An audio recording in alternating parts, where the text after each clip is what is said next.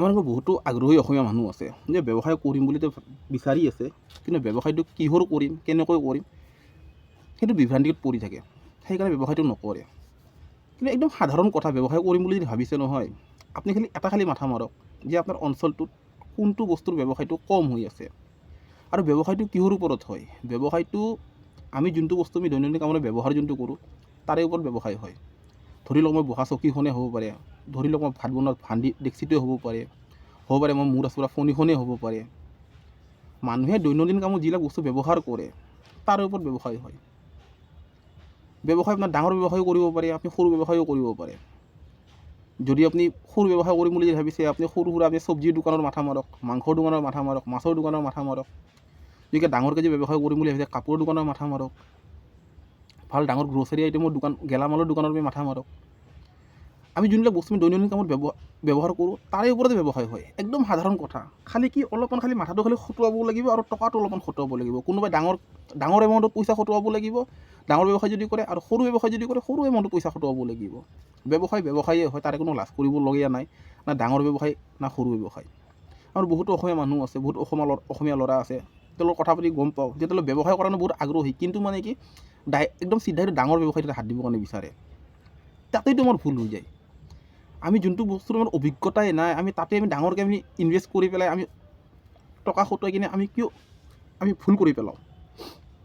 আচলতে কি ব্যৱসায়টো এটা নিয়ম এটা আছে, আপুনি সৰুৰ পৰা আপুনি ডাঙৰ হ'ব পাৰিব। আজি যদি আপোনাৰ মোৰ যোনটো বস্তু মোৰ অভিজ্ঞতাই নাই, এতিয়া মোৰ কাপোৰ দোকান এখন মোৰ অভিজ্ঞতা নাই, এতিয়া মই যদি 10 লাখ টকা এটা খটুৱাই পেলাই যদি মই কাপোৰ দোকানখন খুলি যদি মই সফল নহওঁ কেতিয়াও, কিয় কি মই নাজানিম কোনটো ফেশ্বন বৰ্তমান চলি আছে, ক'ৰ পৰা কি বস্তু আনিব লাগিব, তাৰ লাভ কেনেকৈ ৰাখিব লাগিব। এতিয়া মই যদি সৰু টকা যদি মই ইনভেষ্ট যদি কৰোঁ, মই 10,000 টকা ইনভেষ্ট কৰি পেলাই খটুৱাই পেলাই যদি মই এখন যদি আপোনাৰ চব্জি দোকান এখন যদি মই দিওঁ, মোৰ যদি লছো যদি হয়, মোৰ কোনো ইমান গাত লাগিব। তথাপিতো মানে কি মোৰ অলপমান হ'লেও মই বুজি পাম যে মই কি কাম কৰিলোঁ, মোৰ কোনটো ভুল হৈ গ'ল। তো মই দ্বিতীয়বাৰ মই কি কৰিম, সেই ভুলটো যেন মই নহয়, মই মাথা মাৰি পেলাই মই সেই কামটো ভুলটো নকৰি পেলাই মই ব্যৱসায়টো কৰিম। তো মোৰ কোৱাৰ কথাটো এইটোৱে, ব্যৱসায় যদি কৰিম বুলি ভাবিছে যদি নহয়, তো বহুত ডাঙৰ কথা নহয়। আপুনি সৰুৰ পৰা আপুনি আৰম্ভ কৰক, সৰুৰ পৰা আৰম্ভ কৰিলেহে আপুনি এদিন ডাঙৰ হ'ব। আপুনি এইটো বিচাৰক যে আপোনাৰ অঞ্চলটোত কোনটো বস্তুৰ ব্যৱসায়টো কম হৈ আছে, কোনটো বস্তুৰ কম্পিটিশ্যন নাই। ধৰি লওক আপোনালোকৰ অঞ্চলটোত আপোনাৰ 10খন মাংসৰ দোকান আছে, কিন্তু মাছৰ দোকান এখন নাই, তো মাছৰ দোকান তাতে এখন খুলি দিয়ক। ধৰি লওক আপোনালোকৰ অঞ্চলটোত আপোনালোকৰ কেঁচা শাক পাচলি ফল মূলৰ বহুত দোকান আছে, ঠিক আছে, কিন্তু ড্ৰাই ফ্ৰুটছৰ শুকান ফল মূলৰ দোকান এখন নাই, তো শুকান ফল মূলৰ দোকান এখন খুলি, কিন্তু পেকেটিং ফল মূলবিলাক যে আহে আপোনাৰ সেয়া দোকান এখন খুলি দিয়ক। ধৰি লওক আপোনালোকৰ অঞ্চলটোত আপোনাৰ 5খনমান আপোনাৰ ছোৱালী মানুহৰ কাপোৰৰ দোকান আছে, কিন্তু ল'ৰা মানুহৰ কাপোৰৰ দোকান এখন নাই, এখন ল'ৰা মানুহৰ কাপোৰৰ দোকান খোলক। যোনটো বস্তুত নেকি আপোনালোকৰ মানে অঞ্চলটোত যোনটো বস্তুৰ দোকান কম আছে, যোনটো কম্পিটিশ্যন নাই, সেনেকুৱা এটা ব্যৱসায় আৰম্ভ কৰক, আপুনি 100% আপুনি সফল হ'ব।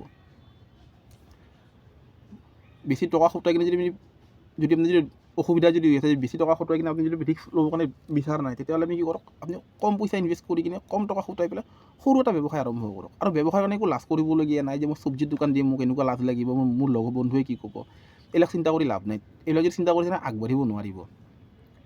মই মাংসৰ দোকান এখন দিম, মই মাংস কাটিম নেকি, এইবিলাক ভাবি কিনে লাভ নাই। বেলেগে কি কৈ আছে এইবিলাক চিন্তা কৰি যদি থাকে, আপুনি কেতিয়াও আগবাঢ়িব নোৱাৰিব।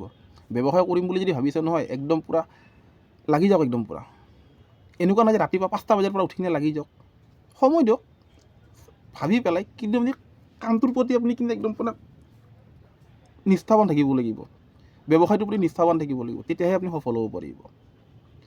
যদি কোনোবা আগ্ৰহী ব্যক্তি যদি বিচাৰি আছে ব্যৱসায় কৰিম, কিন্তু মই এইটো ব্যৱসায় কৰিলে মোক এইজন মানুহৰ পৰা মোক এই মানুহে কি ক'ব, মোৰ বংশৰ মানুহে মোক কি ক'ব, মোৰ লাজ লাগিব, এইবিলাক চিন্তা কৰি লাভ নাই।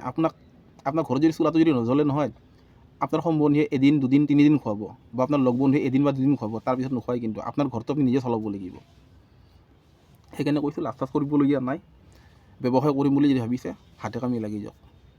গুৱাহাটী চহৰখনতে কি অৱস্থা জানে, আমাৰ অসমীয়া মানুহে এইটো ব্যৱসায় নকৰোঁ, এইটো ব্যৱসায় কৰিলে লাজ লাগিব, এইটো কাম কৰিলে কষ্ট হ'ব, এইবিলাক ভাবি থাকোঁতে সেই বহিৰাগতে আহি কিনে নহয়, পূৰা দপদপাই আছে গুৱাহাটী চহৰখনত। এতিয়া অসমীয়া মানুহৰ দোকানেই নাই। সেইকাৰণে কৈছোঁ, ব্যৱসায় কৰিম বুলি ভাবিছে, হাতে কামে লাগি যাওক। সৰুৰ পৰা আৰম্ভ কৰক, এদিন আপুনি ডাঙৰ ব্যৱসায় কৰিব পাৰিব। কিবা যদি ভুল কৈছোঁ মাফ কৰি দিব, ধন্যবাদ।